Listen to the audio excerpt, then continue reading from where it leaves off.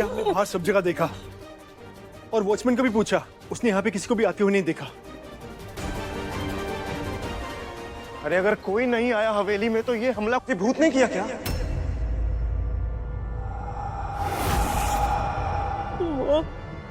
वो आ गई है।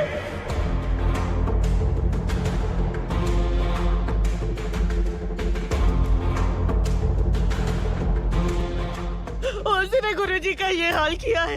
वो किसी को नहीं छोड़ेगी, वो सबको मार देगी, वो किसी को नहीं छोड़ेगी, वो किसी को नहीं छोड़ेगी, किसी को नहीं छोड़ेगी।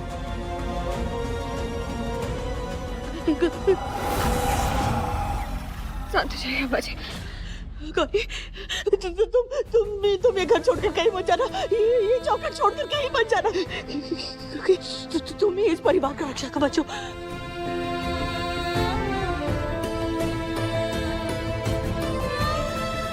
अगर तुम यहाँ से चली गई तो उसके प्रकोप से हमारे परिवार को कोई नहीं बचा पाएगा।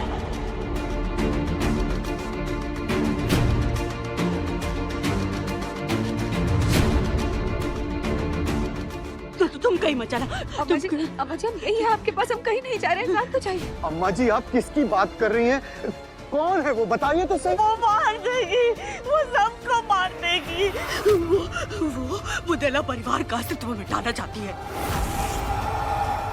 अम्मा जी कुछ नहीं होगा, अम्मा जी शांत हो जाइए। कौन अम्मा जी?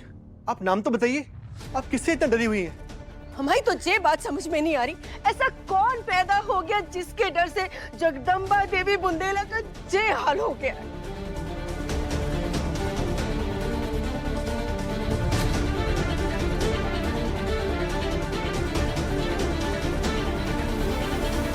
नाटक है ये सब।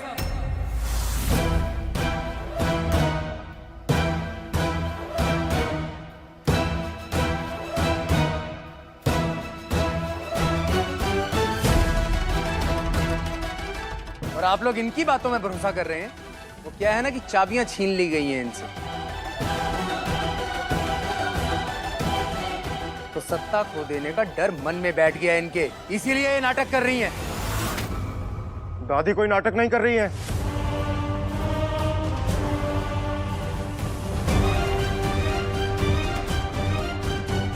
और दादी के खिलाफ एक भी शब्द और बोला ना भैया तो हमसे बुरा कोई नहीं होगा। तुमसे बुरा कोई है भी नहीं रुद्र।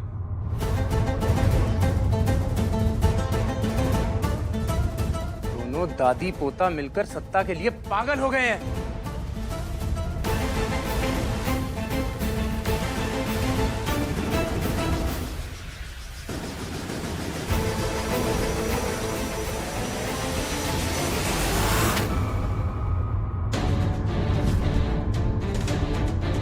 एम्बुलेंस आते ही हम गुरुजी को हॉस्पिटल ले जाएंगे। लेकिन गौरी, इस दादी को लेकर कमरे में जाओ, और वो तुम्हारे पास रहना चाहती थी, इसलिए 1 मिनट के लिए भी उन्हें अकेला मत छोड़ना प्लीज। लेकर जाओ उन्हें। सबको मार देगी। अम्मा जी कुछ नहीं होगा, शांत हो जाइए। हमारे साथ चलिए। वो सबको मार देगी, वो हमारे परिवार को नहीं छोड़ेगी, वो सबको मार देगी, वो सबको मार देगी। बुआ जी क्या पगला रही है अम्मा जी? क्या नाटक शुरू हो गया इनका? और वैसे भी इस हवेली में सब लोग एक से एक बढ़कर हैं। इस हवेली में सब एक से एक बढ़कर है ना, तभी जान टिके हुए हैं।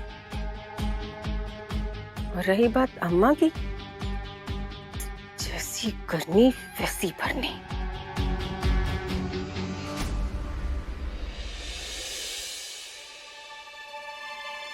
वो आ गई है। उसने गुरुजी पर हमला किया। वो किसी को नहीं छोड़ेगी, किसी को नहीं। कौन है जी जिसके बारे में अम्मा जी बोल रही है? कौन आ गया है?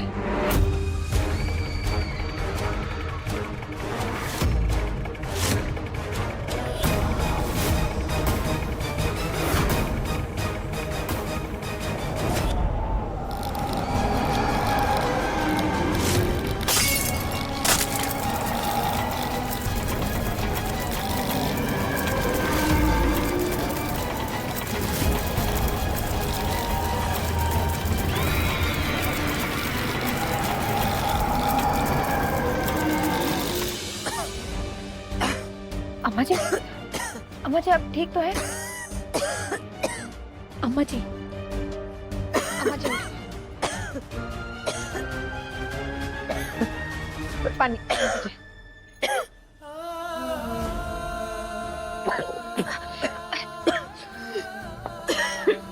हम सब कर देते हैं।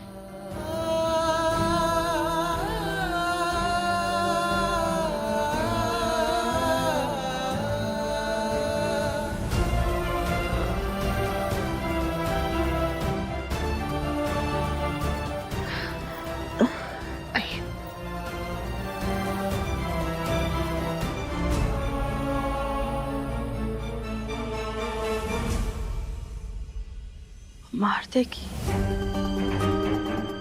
वो सबको मार देगी। वो उसने गुरुजी पर हमला किया, वो सबको मार देगी। अम्मा जी कौन है जी जिसने गुरुजी पर हमला किया है? आप हमें उसका नाम बताइए। हम उसे उसके किए की सजा दिलवा कर रहेंगे। जैसे तुम्हारे पूर्वजों ने हमें निर्दयता से जला दिया था ना, वैसे ही तुम्हारे परिवार के एक एक सदस्य को हम तड़पा के मारेंगे।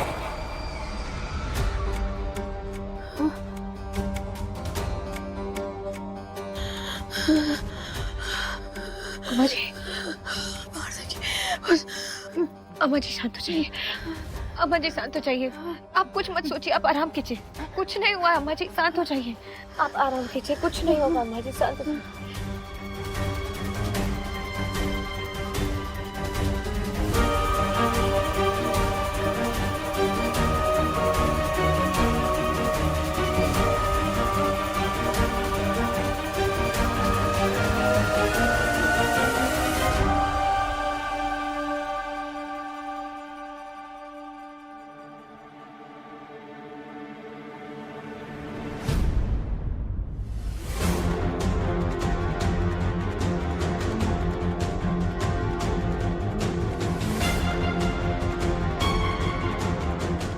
गौरी,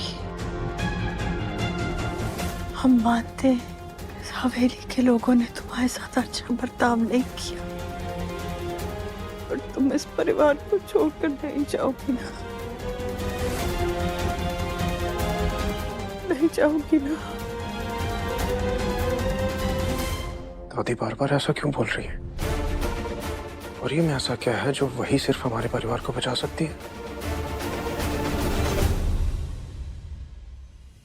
अम्मा जी, ये हमारा परिवार है। हम यहाँ शादी करके आए हैं। अब इस हवेली से हमारी अर्थी ही वापस जाएगी। ये सब हमारे अपने हैं। हमारा वादा है, हम कहीं नहीं जाएंगे आपको छोड़कर।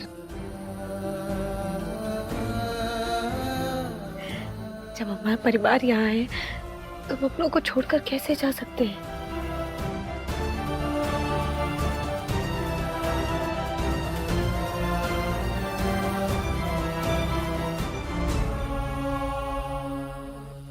तुमने दादी को अपनी बातों में फंसा के हमसे शादी तो कर ली, लेकिन हमारे दिल में कभी जगह नहीं बना पाओगी तुम। ये फर्नीचर देख रही हो? तुम हमारे लिए इस फर्नीचर की तरह हो, उससे ज्यादा और कुछ नहीं।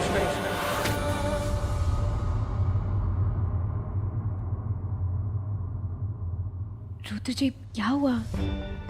कुछ नहीं। दादी सो गई?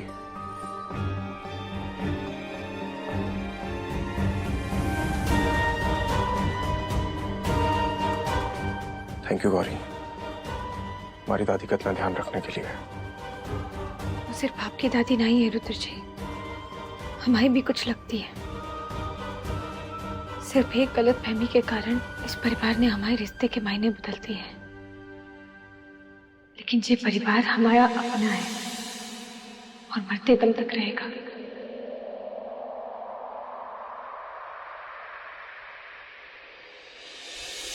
वो आ गई है, मार देगी। हमें लगता है पिछले कुछ दिनों में जो भी हो रहा है उसकी वजह से दादी को सदमा लगा है। वो डर चुकी हैं।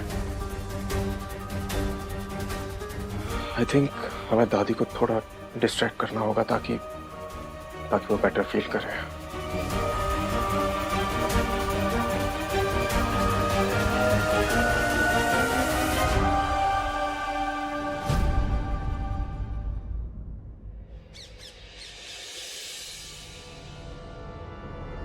Good morning everyone.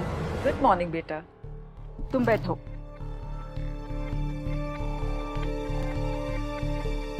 दादी नहीं आई? वो अम्मा जी अभी भी बहुत डरी हुई है, इसलिए गौरी उनका नाश्ता लेकर उनके कमरे में गई है। रुद्र, अस्पताल में बात हुई क्या? गुरुजी कैसे हैं? अब खतरे से बाहर है, लेकिन डॉक्टर ने कहा है कि उन्हें टोटली रिकवर करने के लिए 3 से 6 महीने तक का वक्त लगेगा। जिसने सारी जिंदगी भगवान की आराधना की हो, भगवान उसकी भी परीक्षा लेते हैं।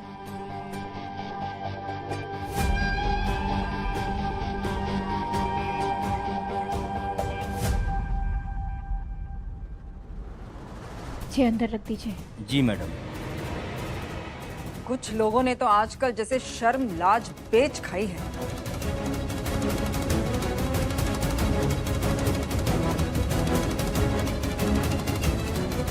देखिए ना जीत जी, किसी इंसान का खून करके भी कुछ लोग इतने बेशर्म हैं कि उनकी आंखों में 2 पैसे का पछतावा दिखाई नहीं देता।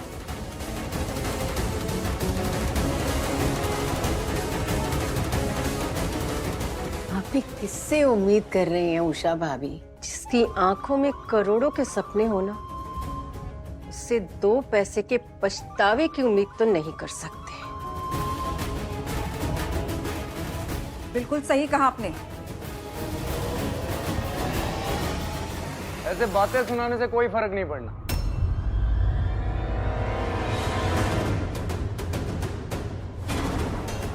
हम तो कहते हैं फैसला ले ही लेना चाहिए।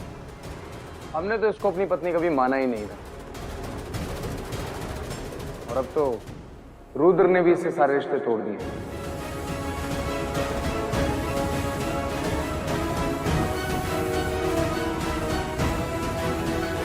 तो अब इसका हवेली में क्या काम? बाहर फेंको इसे।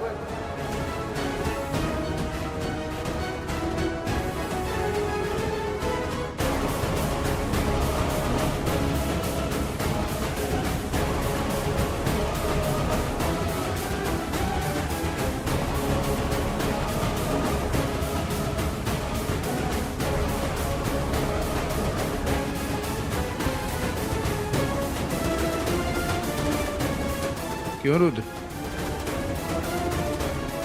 सही कह रहे हैं ना हम?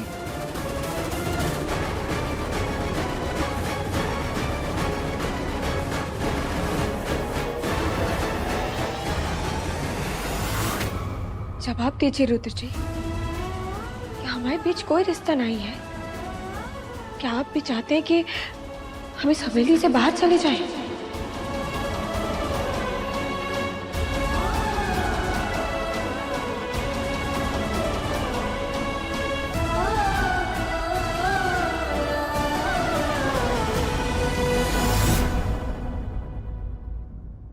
रुद्र, जो सिंगापुर वाली पार्टी की फाइल है, इसके सारे कागजात अच्छे से देख लो। अगले हफ्ते ही ये लोग आने वाले हैं डील पक्की करने के लिए। ठीक है? ठीक। श्योर पापा। मुझे दीजिए पापा।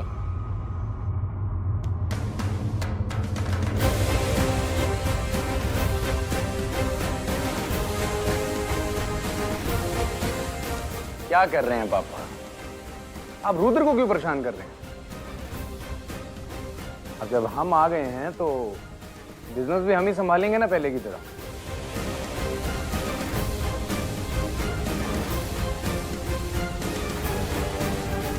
और वैसे भी ये तो विदेशी लोगों से डील का मामला है, जिम्मेदारी का काम है, बड़ा काम है। रुद्र नहीं कर पाएगा। जब आप यहाँ नहीं थे तो रुद्र जी ही सारा कारोबार संभाल रहे थे।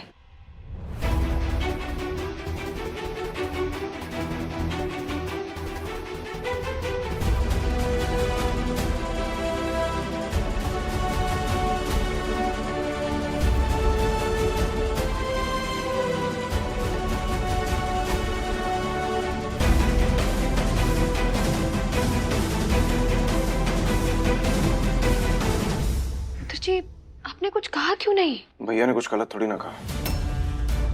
भैया को हमसे ज्यादा जानकारी है बिजनेस के बारे में।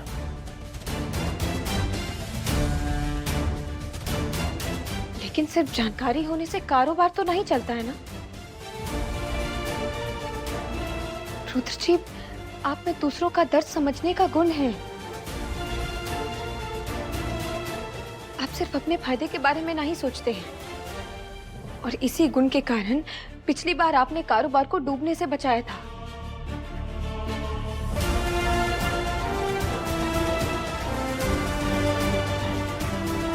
रुद्र जी, आप तो हमेशा से शहर में रहते आए हैं, अंग्रेजी जैसे झटपट बोलते हैं, पर विदेशियों से तो आप ज्यादा बेहतर बात कर सकते हैं ना। अच्छा, तो तुम्हारा मानना ये है कि हमारे बड़े को कारोबार संभालना नहीं आता? हाँ, नहीं नहीं बुआ जी, हम ऐसा नहीं कह रहे हैं, लेकिन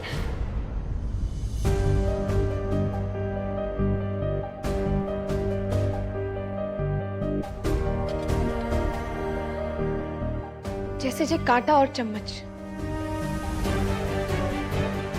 इन दोनों का इस्तेमाल खाने में होता है, लेकिन इन दोनों के काम अलग अलग हैं। ठीक उसी तरह हर एक इंसान में अलग अलग गुण होते हैं। इसका मतलब ये तो ना है ना कि कोई एक दूसरे से कम है। अब ये सब भाषण देकर तू दो भाइयों के बीच में दरार डालना चाहती है?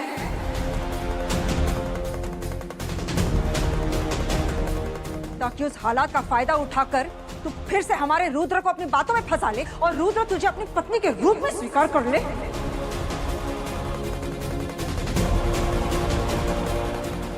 ये अपनी लालच में अंधी होकर कितना नीचे गिरेगी तू? ये सिखाया तेरे माँ बाप ने तुझे? दादी, राठौर साहब मिलने आए आपसे। हाँ, उन्हें बिठाओ, हम आ रहे हैं। जी सर।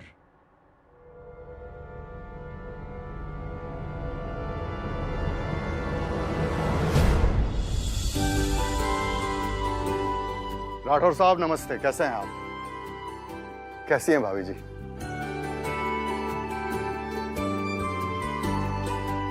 राठौर साहब, हमारी माल में कोई शिकायत है क्या? अरे नहीं नहीं दुर्गेश भैया, बात वो नहीं है। दरअसल शादी के इतने सालों बाद हमें माँ बाप बनने का सौभाग्य प्राप्त हुआ है। बहुत बहुत मुबारक हो। जी धन्यवाद।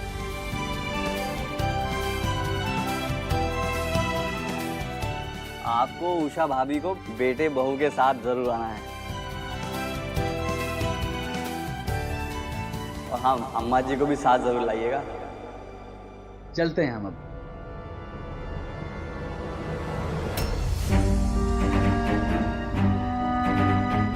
राठौर साहब, लगता है आप सरोज और दुर्गेश का नाम लेना भूल गए।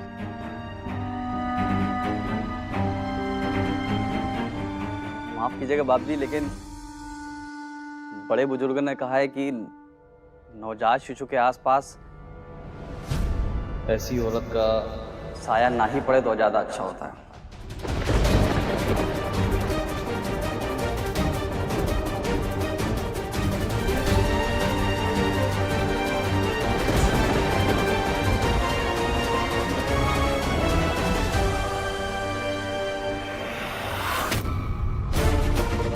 थोड़ा अशुभ माना जाता है ना।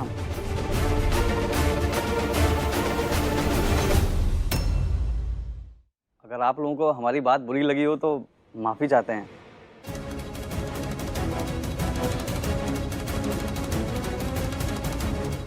लेकिन आप सब लोग जरूर आइएगा।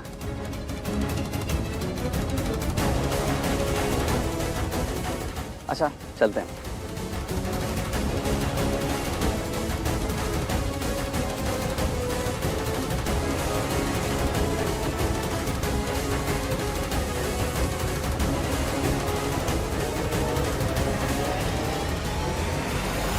दुर्गेश, दुर्गेश, हमारी बात सुन, रुक।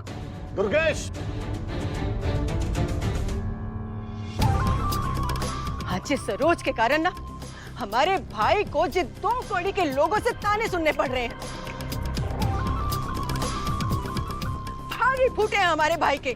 जो ऐसी पत्नी मिली उसे एक बच्चा भी जन के नहीं दे सकी आज तक। बहुत सालों से ये सब सुनते आए हैं, अब और बर्दाश्त नहीं होता। पानी सर से ऊपर जा चुका है। हमें आज ही इसका कोई ना कोई समाधान निकालना पड़ेगा।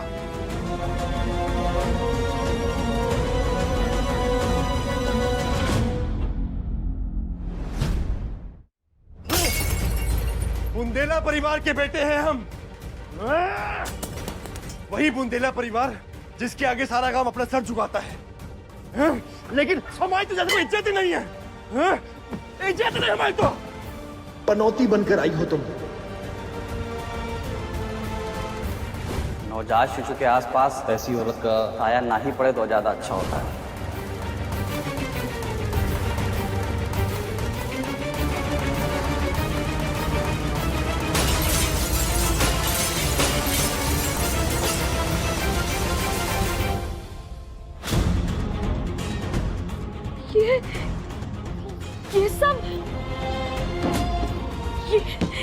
ये सब आप क्या कर रहे हैं?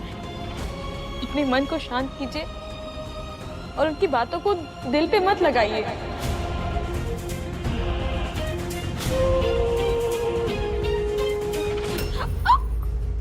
दिल पे नाले? वो 2 कौड़ी का गांव वाला सरेआम हमारी बेइज्जती करके गया, और तू कहती है कि हम दिल पे नाले? छोड़िए ना, बाल के चारे हमारे, छोड़िए ना। बच्चा नहीं हो रहा था, हमारी क्या गलती है? आपको भी पता है बच्चा तो। हमारे सामने आवाज निकालोगी? तुम्हारी इतनी औकात? रुको तुम, तुम्हें अभी बताते हैं। छोड़िए ना।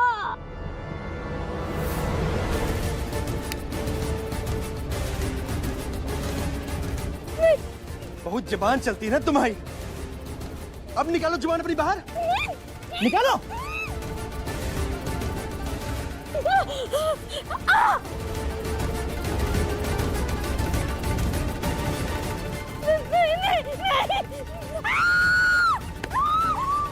अब जब बोलने लायक ही नहीं बचोगी तो जुबान किसी चलाओगी तुम हमारे सामने अपनी?